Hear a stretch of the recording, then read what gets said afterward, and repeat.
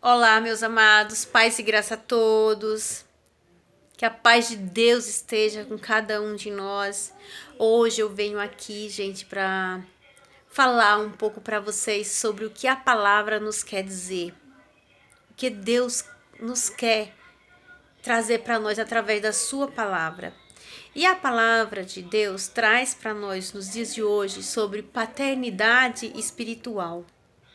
O que é ser um pai ou uma mãe espiritual? O que quer dizer isso para nós?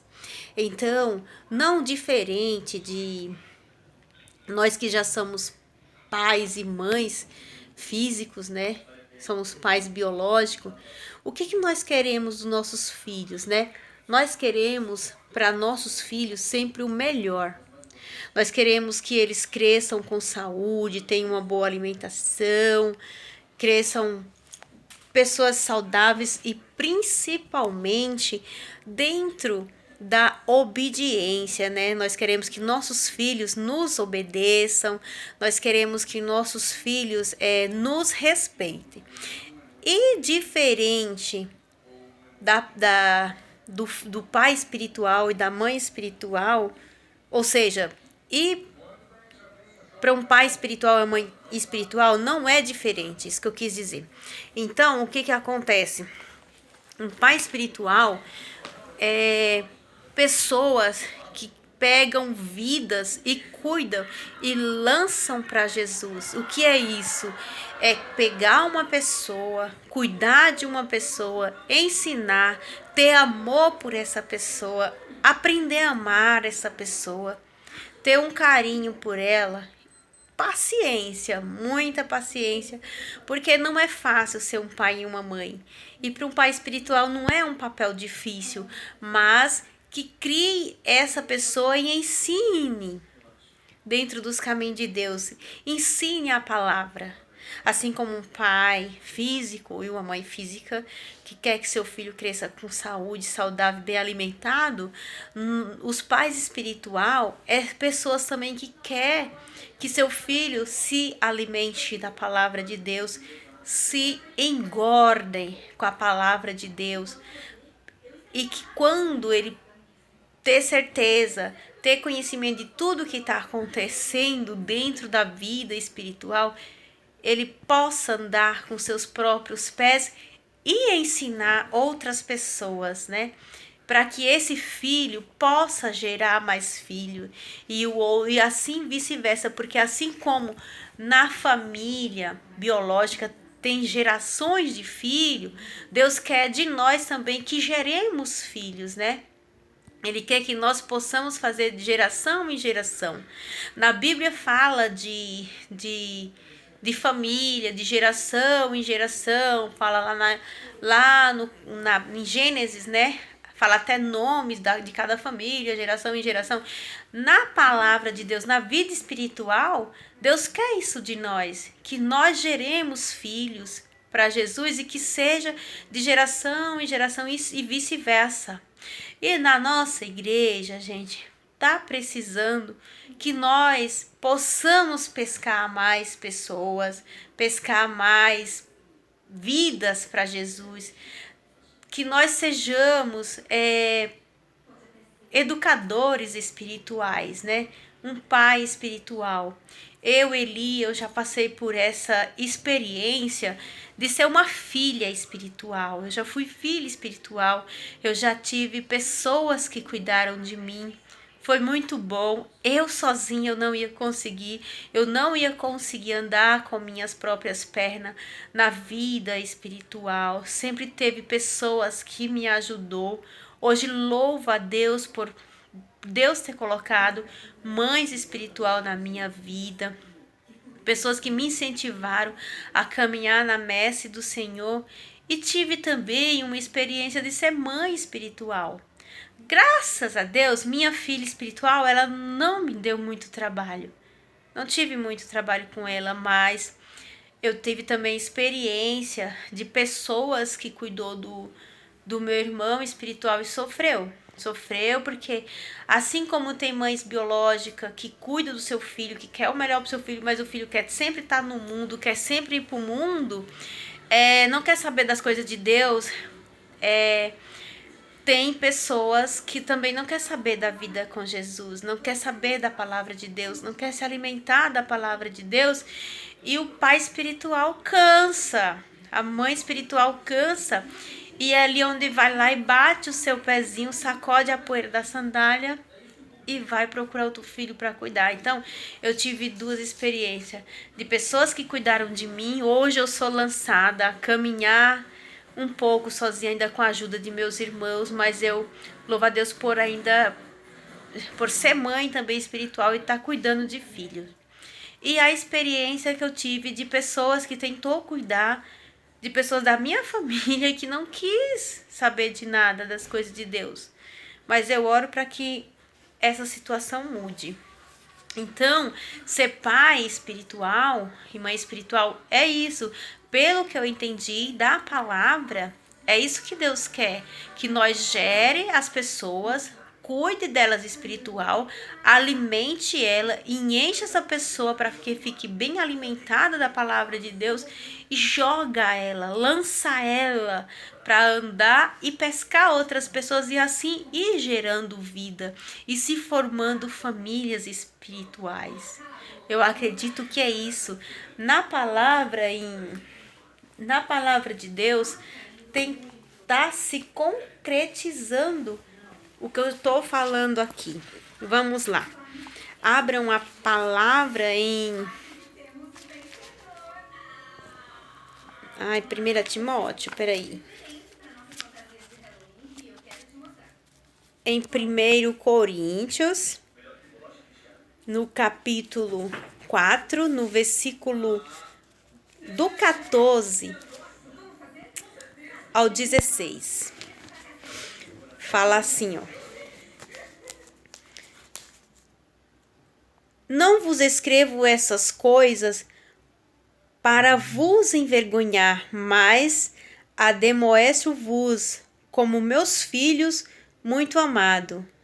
Quer dizer, ademoestro, quer dizer, mas aconselho-vos, mas ensino-vos como meus amados, porque Deus o ama.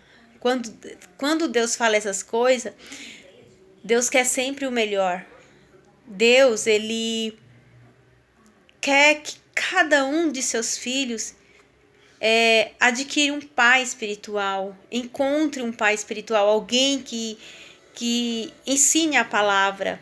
Então, Deus, ele quer que cada um de nós tome o conselho de quem fala da palavra de Deus, né? Para que nós possamos ser aconselhados para o caminho do bem. Com efeito, ainda que tivesse 10.000 mestres em Cristo, não tendes muitos pais. Ora, fui eu quem vos gerei em Cristo Jesus pelo Evangelho. Por isso vos conjuro que sejais meus intermediadores. Então, cada um desses filhos espirituais, eles foram gerados por pessoas, pais espiritual. Mas não importa quantos pais foi, quantas mães foi, temos que entender que cada um desses foi gerado por Deus. Por quê? Porque Deus, ele usou cada um dos seus filhos para que ensinasse, cada um dos seus filhos para que gerasse filhos.